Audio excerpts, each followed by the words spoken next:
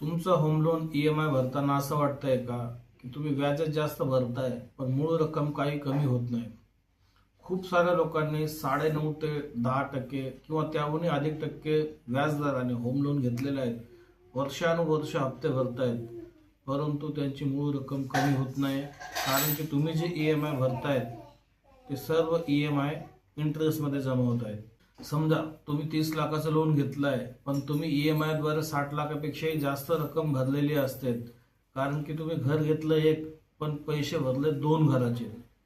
पण स्मार्ट लोक काय करताय माहिती आहे का? स्मार्ट लोक आपले होम लोन कमी रेटमध्ये दुसऱ्या बँकेमध्ये ट्रान्सफर करून आपला इंटरेस्ट कमी करून घेतात आणि आपली EMI अमाऊंट देखील कमी करून घेतात. त्यामध्ये आपला बेनिफिट काय होतो? आपला EMI कमी होतो, आपला इंटरेस्ट रेट कमी होतो, आपल्याला टॉपअप लोन देखील मिळू शकते आणि आपले रिपेमेंट जे आहेत, आपण घेतलेले परतफेड आहेत, हे देखील वर्षे कमी करून मिळतात. म्हणजे घर एक आणि स्मार्ट प्लॅनिंग करून आपण आपले हजारो लाखो रुपये वाचवू शकतो. पण लक्षात ठेवा, जितका जास्त तुम्ही उशीर कराल तितकाच जास्त तुम्ही इंटरेस्ट भराल. आज डिसिजन घेतला तर सेव्हिंग उद्यापासून सुरू, नाहीतर पुढचे 10 ते 15 वर्ष तुम्हाला पुन्हा त्याच घरासाठी इंटरेस्ट भरावा लागेल.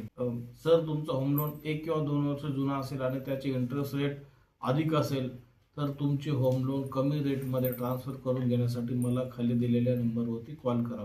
धन्यवाद.